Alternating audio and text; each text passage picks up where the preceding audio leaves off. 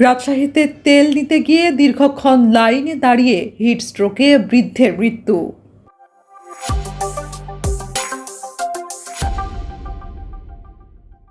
রাজশাহীর মোহনপুর উপজেলার কেশরহাটে তীব্র দাবদাহের মধ্যে পেট্রোল পাম্পে তেল নিতে এসে দীর্ঘক্ষণ লাইনে দাঁড়িয়ে হিট স্ট্রোকে এক বৃদ্ধের মৃত্যু হয়েছে। বুধবার দুপুর 12টার দিকে কেশরহাট ফিলিং স্টেশনে এই মর্মান্তিক ঘটনা ঘটে। মৃত ওই বৃদ্ধের নাম আব্দুল আলাম ওরফে আলাউদ্দিন। তিনি কেশরহাট পৌর এলাকার বাকশৈল গ্রামের নাসের আলীর ছেলে।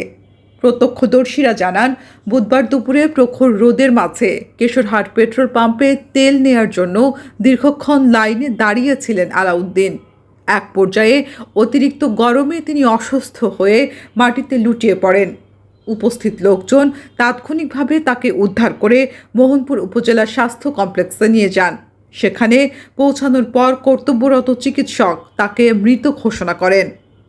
ঘটনার পর খবর পেয়ে দ্রুত ঘটনাস্থল পরিদর্শন করেন মোহনপুর উপজেলা নির্বাহী অফিসার ইউএনও ফাতিমা বিনতে আক্তার। তিনি বলেন, খবর পেয়ে আমি ঘটনাস্থলে গিয়ে জানতে পেরেছি ওই ব্যক্তি হিট স্ট্রোকেই মারা গেছেন। মৃত আলাউদ্দিনের পরিবার যদি সরকারি সহায়তা বা ক্ষতিপূরণের আবেদন করে তবে উপজেলা প্রশাসনের পক্ষ থেকে তাদের সর্বাত্মক সাহায্য করা হবে। অন্যদিকে মোহনপুর থানা পুলিশের পক্ষ থেকে জানানো হয়েছে, খবর পেয়ে পুলিশের একটি দল নিহতের বাড়িতে গিয়ে ঘটনার বিস্তারিত তথ্য লিপিবদ্ধ করে।